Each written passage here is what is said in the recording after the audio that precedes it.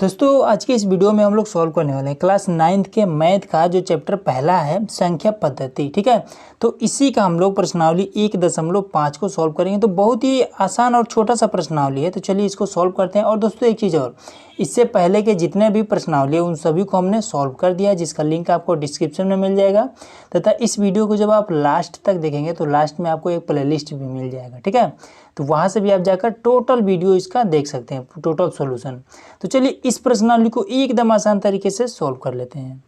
अब दोस्तों यहाँ पर है हमारा क्वेश्चन नंबर 1। इसमें क्या कर रहा है कि बताइए कि नीचे दी गई संख्याओं में कौन कौन परमेय है और कौन कौन अपरमेय है। ठीक है, तो देखिए इस तरीके के क्वेश्चन में सबसे पहले तो आपको पता होना चाहिए कि परमेय और अपरमेय जो हम कैसे निकालें। ठीक है, तो देखिए जो संख्या आपका रूट से बाहर है वो क्या होगा, वो आपका परमेय होगा। ठीक है, जो संख्या रूट में नहीं है वो आपका परमेय होगा, और जो संख्या रूट में है वो आपका परमेय होगा। लेकिन इसमें भी कुछ कंडीशन होते हैं, जैसे कि मान लीजिए कि यहाँ पर आपको रूट में 5 है। ठीक है, तो ये तो हमें मालूम है कि अच्छा रूट लगा है तो ये आपका अपरमेय है। तो वही अगर रूट में इस तरीके से 25 दिया हो तब ये क्या होगा, ये भी अपरमेय होगा? नहीं, ऐसा नहीं है। हम क्या करेंगे, सबसे पहले इसका हम गुणनखंड कर लेंगे। गुणनखंड कैसे, इस तरीके से 25 लिखेंगे और इस तरीके से अब इसको काटेंगे तो 5 से काट सकते हैं, तो 5 बचे 25। ठीक है, 5 एकन्नम 5, देखिए 5 5 का जोड़ा बन जा रहा है, मतलब कि इसको हम रूट से बाहर 5 के रूप में निकाल सकते हैं। ठीक है, जब जोड़ा बन जाता है तो बस एक 5 को उठा करके रूट से बाहर कर देते हैं, तो 25 को हम रूट से बाहर 5 के रूप में निकाल सकते हैं। लेकिन वही अगर 5 रहता है तो 5 को हम इस तरीके से कर सकते हैं? बिल्कुल भी नहीं कर सकते हैं। ठीक है, क्योंकि अगर मान लीजिए इस तरीके से हम करते भी हैं तो 5 एकन्नम 5, ये तो 5 का जोड़ा नहीं बन रहा है, मतलब कि ये 5 जो है वो रूट से बाहर नहीं निकलने वाला है। तो जो संख्या रूट से बाहर नहीं निकलता है वो आपका अपरमेय होगा। ठीक है, अब ऐसा नहीं कि ये बाहर निकलेगा, लेकिन ये आपका दशमलव में निकलेगा। ठीक है, इसको भाग करना पड़ेगा तब जाके ये निकलेगा। तो इस तरीके से आपका इसका जो मान आएगा वो दशमलव में आएगा। लेकिन वही 25 है तो इसको हम इजीली निकाल सकते हैं 5 के रूप में। वही अगर मान लीजिए रूट में 49 है, ठीक है, तो इसको हम इस तरीके से कर सकते हैं 7 7 49, 7 गुणे 7, ये देखिए 2 2 का जोड़ा बन जा रहा है, तो एक बार 7 इस तरीके से बाहर निकाल देंगे तो 49 क्या है, 49 एक परमेय है। ठीक है, और 25 भी परमेय है, लेकिन रूट 5 क्या है, एक अपरमेय है। तो ये चीज़ आपको क्लियर हो गया। तो यहाँ पर आप देखिए, यहाँ पर 2 ये तो परमेय है, ठीक है, लेकिन ये क्या है, ये आपका अपरमेय है। तो परमेय में से अगर अपरमेय को घटाया जाए तो ये क्या है, ये दोनों साथ में ही है, तो इसलिए क्या हो जाएगा, ये आपका अपरमेय हो जाएगा, अपरिमेय। तो ये चीज़ आपको क्लियर हो गई। ठीक है, ये आपका दोनों साथ में है इसलिए आपका अपरिमेय। वही अगर मान लीजिए ये वाला चीज़ नहीं दिया होता, केवल 2 दिया होता तो ये आपका परिमेय होता। अब इसको देखिए, तो इसको हम क्या कर सकते हैं, सबसे पहले इसको ये जो ब्रैकेट लगा है इसको हम हटा सकते हैं। तो +3 प्लस में रूट में 23 है, तो 23 को भी आप इस तरीके से गुणनखंड करके देख लीजिएगा, ये आपका बाहर नहीं निकलने वाला है। ठीक है, ये माइनस का रूट में 23 है। अब देखिए इससे और ये प्लस वाले से ये दोनों कट गया। ठीक है, तो बचा क्या आपका 3, तो 3 मतलब कि ये रूट में भी नहीं है, तो ये क्या है, ये आपका परिमेय है। ठीक है, ये चीज़ क्लियर हो गया। अब यहाँ पर देखिए 2 के साथ में रूट 7 गुणा कर रहा है, 7 के साथ में रूट 2 गुणा कर रहा है, तो इसको हम इस तरीके से काट देंगे। तो जब काटेंगे तो ये क्या बचेगा, 2/7 बचेगा। तो ये क्या है, ये रूट में है? बिल्कुल भी रूट में नहीं है। और परिमेय का एक और नियम होता है कि परिमेय को हमेशा P/Q के रूप में ही लिखते हैं, मतलब कि P के स्थान पर भी कुछ रहेगा, Q के स्थान पर भी कुछ रहेगा। अब कहेंगे कि इसको P/Q के रूप में कैसे लिखेंगे, तो देखिए ये 3 है। ठीक है, अब 3 के नीचे कुछ भी नहीं है तो 1 होता है। ठीक है, जहाँ पर कुछ भी नहीं होता है वहाँ पर 1 हम रख सकते हैं, ये गणित का नियम होता है। तो P के स्थान पर देखिए 3 हो गया, Q के स्थान पर 1 हो गया, तो ये क्या है, ये जो 3 है P/Q के रूप में लिखा जा सकता है, इसलिए ये आपका परिमेय है। तो यहाँ पर देखिए P के स्थान पर 2 है, Q के स्थान पर 7 है, तो ये भी आपका क्या है, परिमेय है। तो इस तरीके से आपको लिख देना है। ठीक है, तो कंडीशन आपको याद रहेगा तो इसको ईजिली आप फाइंड कर सकते हैं। अब यहाँ पर देखिए, अब रूट 2 को ऐसा कुछ करेंगे तो ये जोड़ा बन सकता है क्या, जैसे कि यहाँ पर 2 लिख लिए, अब 2 एकन्नम 2, ये तो कट गया, 2 का जोड़ा नहीं बना। तो ये क्या है, ये भी आपका अपरिमेय, क्योंकि ये रूट से बाहर नहीं निकल सकता है। तो ये आपका अपरिमेय है, अपरिमेय। अब देखिए यहाँ पर आपको पता होगा कि ये 2 है, तो 2 तो ठीक है। पाई का मान क्या होता है, 22/7 होता है ये चीज़। लेकिन दोस्तों आपको एक चीज़ मैं आपको बता दूं कि ये जो पाई का मान 22/7 है, ये एकदम से एक्यूरेट मान नहीं है, मतलब कि ये इसको लगभग में माना जाता है, ठीक है। ये इसका एकदम पाई का ये फिक्स वैल्यू नहीं है, ये लगभग में मान लिया जाता है कि 22/7 है। तो जो चीज़ फिक्स नहीं होती है तो वो क्या, वो भी आपका अपरिमेय है। यहाँ पर अगर आप देख रहे होंगे तो ये भी आपका P/Q के रूप में है, ठीक है। लेकिन ये जो मान है ये आपका परिमेय नहीं है, ठीक है। अब जैसे कि अब अगर आप देखना चाहेंगे तो 7 का भाग कर दीजिए 22 में, ये दशमलव के बाद से कभी भी कटने वाला नहीं है, ठीक है। चाहे जितना आप भाग करके देख लीजिएगा, ठीक है। 7 से इसमें आप भाग करके देखिए, चाहे जितना बार भाग करेंगे ये दशमलव के बाद से कभी कटेगा ही नहीं।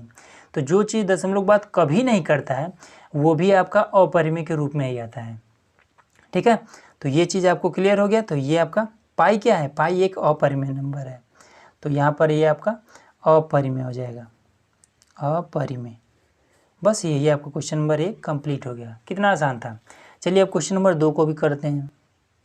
अब दोस्तों यहाँ पर है हमारा क्वेश्चन नंबर 2, ठीक है। तो इसमें क्या कह रहा है कि निम्नलिखित व्यंजकों में प्रत्येक व्यंजक को सरल कीजिए। तो सरल क्या है, मतलब यहाँ पर देखिए, यहाँ पर एक ब्रैकेट है, यहाँ पर दूसरा ब्रैकेट है, इन दोनों को आपस में गुणा करते हैं। तो गुणा कैसे करेंगे, 3 का गुणा सबसे पहले 2 के साथ करेंगे तो क्या हो जाएगा, ये 6 हो जाएगा। फिर 3 का गुणा इस √2 के साथ करेंगे तो प्लस है यहाँ पर, तो प्लस में 3√2 हो जाएगा, ठीक है। फिर इसका गुणा इसके साथ कर देंगे तो प्लस है, तो 2 आपका 3 हो जाएगा। फिर इसका गुणा इसके साथ, तो जब रूट का गुणा होता है तो आपस में ये 6 हो जाएगा। तो प्लस है तो रूट में आपका 6। बस यही आपका आंसर हो जाएगा और इसमें कुछ करने की ज़रूरत ही नहीं है। अब यहाँ पर है देखिए, एक ब्रैकेट में 3 प्लस में √3 है और एक ब्रैकेट में 3 माइनस में √3 है। तो इस पर एक फॉर्मूला हम लगा सकते हैं। फॉर्मूला हमारा क्या होता है, a प्लस में b और a माइनस में b बराबर होता है a² माइनस में b², ठीक है। तो यही चीज़ हम क्या करेंगे, यहाँ पर अप्लाई कर देंगे। तो a² मतलब क्या कि यहाँ पर ये 3 और उसके बाद से जैसे कि यहाँ पर a प्लस b है और a माइनस b है तो इसको हम a² माइनस का b² इस तरीके से लिख सकते हैं। तो उसी प्रकार से ये हमारा a है, ये हमारा b है और इसमें भी a है, ये हमारा b है, ठीक है।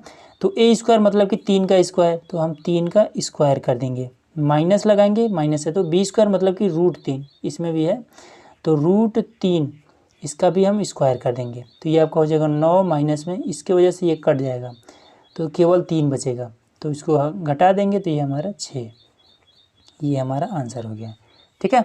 अब उसी प्रकार से इसमें तो ये देखिए, ये तो बहुत आसान है। इसमें क्या है कि मान लीजिए ये a है प्लस में ये b है, तो a प्लस b का होल स्क्वायर का फॉर्मूला आपको पता ही होगा, a प्लस b का होल स्क्वायर बराबर में a² प्लस में b² प्लस में 2ab, यही होता है, ठीक है। तो a के स्थान पर ये √5 है तो √5 का स्क्वायर कर देंगे, b² के स्थान पर √2 है तो √2 का स्क्वायर कर देंगे, प्लस में 2ab, तो 2 को 2 लिखेंगे, a के स्थान पर ये √5 है तो गुणे में √5 लिख देंगे, b के स्थान पर √2 है तो गुणे में √2 लिख देंगे। तो देखिए यहाँ पर ये आपका रूट में है ये वाला, ठीक है। तो इस घात की वजह से ये आपका रूट खत्म हो जाएगा, इस घात की वजह से इस पर रूट खत्म हो जाएगा। यहाँ पर तो घात है नहीं तो ये रूट रहेगा। तो देखिए ये 5 और ये 2, ठीक है। तो कितना हो जाएगा, 5 2 ये आपका 7 हो जाएगा, प्लस में ये 2 है तो यहाँ पर ये आपका 2 रहेगा। और इसमें क्या करेंगे, जब दोनों पर रूट हो तो आपस में ये गुणा हो जाता है, 5 दूना 10 तो ये आपका रूट में 10 हो जाएगा। बस यही आपका आंसर हो गया, ठीक है। तो इसमें ज़्यादा कुछ करने की ज़रूरत नहीं है। अब इसमें अगर हम देखेंगे तो इसमें आपका क्या हो जाएगा, a माइनस में या फिर प्लस में b, ये कभी भी लिखे कोई दिक्कत नहीं है, और a माइनस में b, इस पर ही फॉर्मूला वही लग जाएगा a² माइनस का b², ठीक है। ये आगे पीछे रहे उससे कोई दिक्कत नहीं है। तो इसमें क्या करेंगे, a आपका ये है, b आपका ये है, इसी प्रकार से a ये है, b ये है, ठीक है। तो a² मतलब कि 5 का स्क्वायर, √5 का स्क्वायर माइनस में बी स्क्वायर मतलब कि रूट 2 का स्क्वायर, ठीक है। तो इसकी वजह से ये रूट ख़त्म, इसकी वजह से ये रूट ख़त्म, तो 5 माइनस का 2, तो ये आपका 3 हो जाएगा। बस यही आपका आंसर हो गया। तो सिंपल सा ये क्वेश्चन था। चलिए अब अगला करते हैं। अब दोस्तों क्वेश्चन नंबर तीसरा में दिया है कि आपको याद होगा कि पाई को एक वृत्त की परिधि मान लीजिए सी और उसके व्यास मान लीजिए डी के अनुपात से परिभाषित किया जाता है, अर्थात पाई बराबर में C/D है, ठीक है। अब इसके बाद से दिया है कि यह इस तथ्य का अंतर्विरोध करता हुआ प्रतीत होता है कि पाई अपरिमेय है। इस अंतर्विरोध का निराकरण आप किस प्रकार से करेंगे? तो देखिए इसको हम कैसे करेंगे। सबसे पहले तो इसमें जो कंडीशन दिया है कि पाई बराबर में C/D, ये चीज़ इसमें दिया है, कह रहा है ये तो सही है, ठीक है। लेकिन आप अगर देख रहे हैं तो ये आपका क्या हो रहा है, ये एक दूसरे का अंतर्विरोध करता हुआ दिखाई दे रहा है, ठीक है, ऐसा प्रतीत हो रहा है। तो देखिए इसका मतलब क्या हो रहा है, जैसे कि हम लोग क्या करते हैं परिमेय, ये पाई अभी आपको क्वेश्चन नंबर 1 में हमने बताया कि पाई क्या है, एक अपरिमेय है, मतलब कि पाई आपका अपरिमेय है, ठीक है। अब इसके बाद से हमने एक और चीज़ बताया है कि P/Q, मगर मतलब कि इस तरीके का अगर कुछ भी लिखा हो तो ये आपका क्या होता है, परिमेय होता है, ठीक है। ये चीज़ आपका परिमेय होता है। तो यहाँ पर अगर देखेंगे तो ये आपका क्या है, एक भिन्न के रूप में, मतलब P/Q के रूप में लिखा हुआ है। तो ये पाई के बराबर कैसे हो सकता है, यही चीज़ इसमें पूछा है, ठीक है। ये तो आपका परिमेय है, इस अपरिमेय के बराबर कैसे हो सकता है, ये चीज़ इसमें पूछा है, ठीक है। कैसे हो सकता है, आप इसके बारे में क्या कहना चाहेंगे? तो देखिए आपको पता होगा कि 1/√2, 1/√2 ये क्या है, ये भी तो आपका भिन्न के रूप में है। इसको भी हम P/Q के रूप में लिख सकते हैं, ठीक है। लेकिन ये क्या परिमेय है, ये परिमेय नहीं है। क्यों? क्योंकि ये वाला जो इसका नीचे वाला है ये आपका अपरिमेय है, ठीक है। इसके कारण ये P/Q इस समय परिमेय नहीं है। तो वही काम यहाँ पर है। तो हम इसमें लिख देंगे कि C तथा D इनमें से कोई एक अपरिमेय है, इसलिए इसको पाई के बराबर हमने इसमें लिखा गया है, ठीक है। तो इसमें कंडीशन लिख देंगे यही। अब दोस्तों यहाँ पर हमने इसको लिख दिया है कि C तथा D दोनों में से कोई एक अपरिमेय है, ठीक है। C और D इन दोनों में से कोई एक अपरिमेय है, इसलिए इसे पाई के बराबर, मतलब ये पाई के बराबर इससे लिखा गया है, ठीक है। बस यही आपका आंसर हो जाए, ठीक है। तो यही कंडीशन इसको लिख देना है और आपका ये आंसर हो जाएगा, ठीक है। तो बहुत ही छोटा सा था। चलिए अब अगला करते हैं। अब दोस्तों यहाँ पर है हमारे पास क्वेश्चन नंबर 4। तो ये सबसे आसान क्वेश्चन है। इसमें आपको देखिए कुछ भी नहीं करना है। इसमें क्या कर रहा है कि संख्या रेखा पर रूट में 9.3 को निरूपित कीजिए, ठीक है। तो देखिए इसको हम कैसे निरूपित करेंगे। सबसे पहले तो संख्या रेखा खींचना पड़ेगा। तो इस तरीके से आपको एक स्केल लेना है, ठीक है। और क्या करना है, स्केल में आपको 9.3 का एक रेखा खींच लेना है, ठीक है। इस पर आपको 9.3 का खींचना है। तो चलिए हम खींच के उसके बाद दिखा रहे हैं। अब देखिए यहाँ पर हमने एक रेखा खींच दी है, ठीक है, जिसका जो लंबाई है वो 9.3 सेंटीमीटर है, ठीक है। तो ये चीज़ आपको क्लियर हो गया। अब क्या करना है कि यहाँ से आपको 1 सेंटीमीटर और बढ़ा लेना है, मतलब कि 9.3 है तो 10.3 कर लेना है, ठीक है। तो चलिए वो भी कर लेते हैं। अब दोस्तों यहाँ पर हमने क्या किया है कि 1 सेंटीमीटर और ले लिया, ठीक है।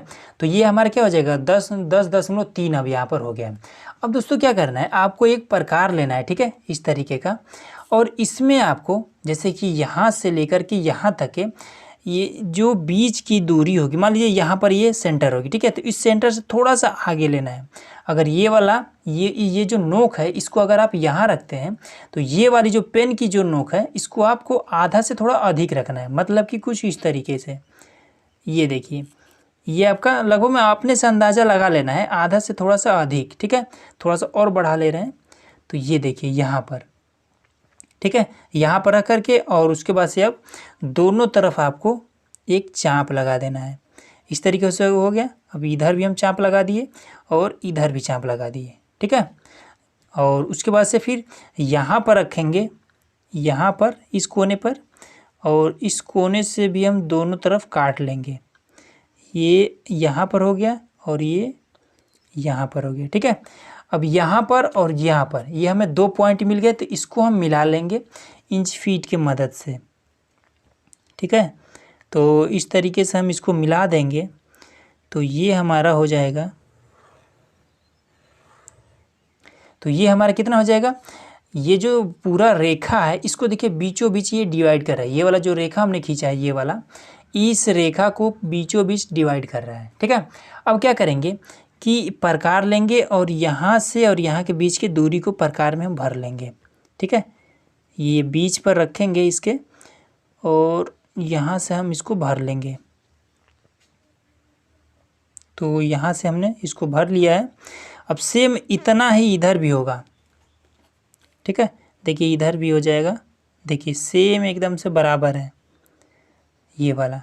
तो अब क्या करेंगे, इसको हम पूरी तरीके से इस तरीके से मिला देंगे। ठीक है, हाफ सर्कल बना देंगे। तो चलिए हाफ सर्कल बना के दिखा रहे हैं।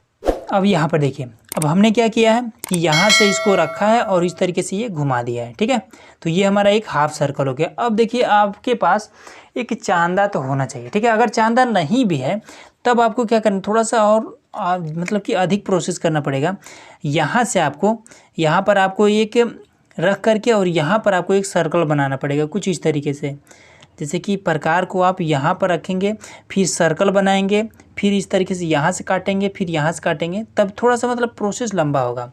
वही अगर आपके पास चांदा है तो ये जो बी वाला बिंदु हमने माना था, ये वाला बी दिखाई दे रहा होगा, ये बी, यहीं से हम 90 अंश का कोण खींच देंगे। तो यहाँ पर हम रखेंगे और 90 अंश का हमें खींच देना है। तो 90 अंश हमारा यहाँ पर आ रहा है खींच करके, और इसी को मिला देना है, सिंपल। ठीक है, ये हमें यहीं तक मिलाना है। अब ऐसा नहीं कि ऊपर तक लेके चले जाएं, क्योंकि ज़रूरत हमें बस यहीं तक है।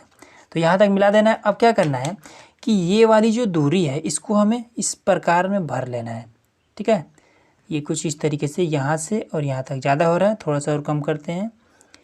अब ये यहाँ पर देखिए, अब आपका हाँ एकदम से परफेक्ट है। ठीक है, तो अब क्या करना है कि प्रकार को आपको यहाँ पे रखना है, नोक को और पेन की नोक को यहाँ पर, और इसको आपको मिला देना है ये इस तरीके से। ठीक है, मिला दिए।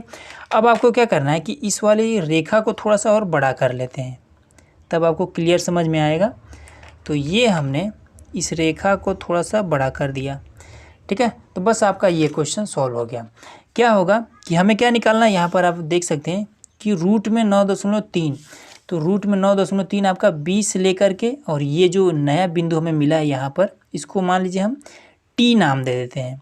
तो बी और टी के बीच में हमारा आएगा, ये बी और टी के बीच में हमारा आएगा रूट में 9.3। बस यही आपको लाना था और ये आपको आ गया है। ठीक है, चाहे तो इसका आप नाम दे सकते हैं, ए है, बी सी, इसको ओ मान सकते हैं, इसको आप पी मान सकते हैं। ठीक है, इस तरीके से आप नाम दे दीजिएगा और भी बेहतर रहेगा। तो ये आपका हो गया। अब चलिए अगला करते हैं।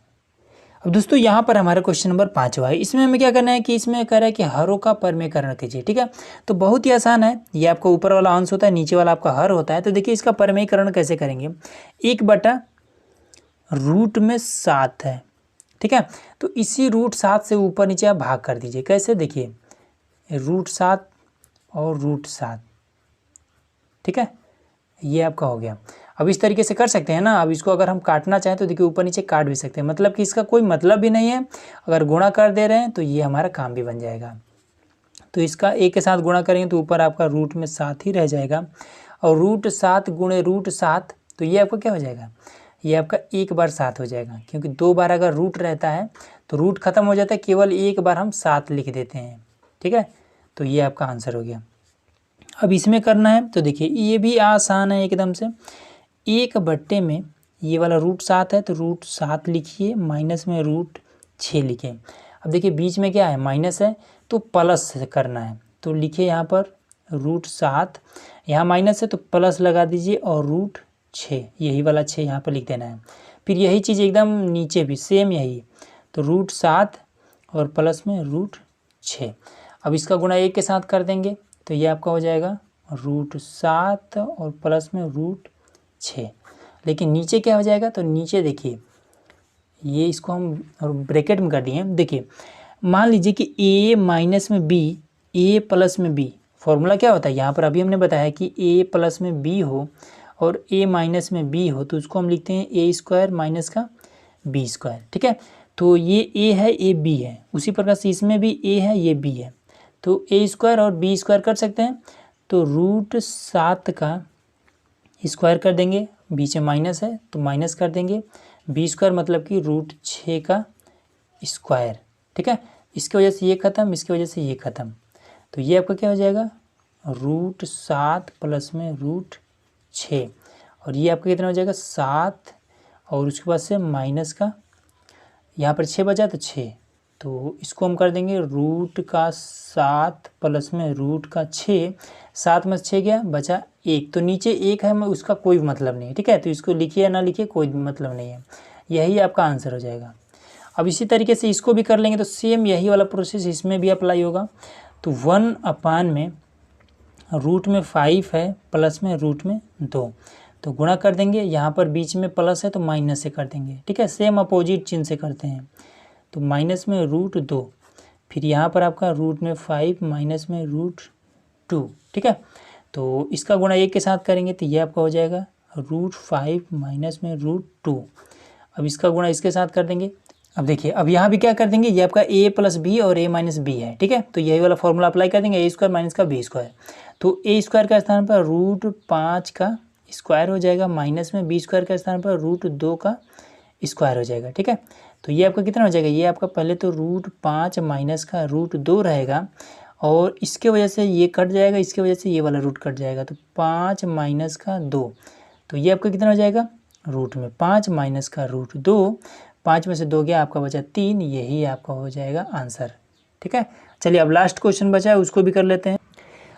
अब देखिए, यहाँ पर हमारे पास है लास्ट क्वेश्चन। ठीक है, तो इसमें भी क्या करना है, सेम वही वाला प्रोसेस करना है, कुछ भी करने की ज़रूरत नहीं है। √7 लिखिए, माइनस का 2 लिखिए, गुणा लगाइए, √7 लिखिए, यहाँ माइनस है तो प्लस कर दीजिए 2, फिर सेम वही वाला उतार दीजिए यहाँ पर भी।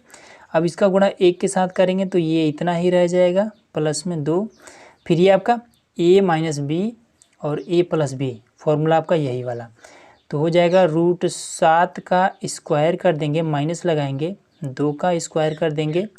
ठीक है, तो ये आपका कितना हो जाएगा √7 और प्लस का 2।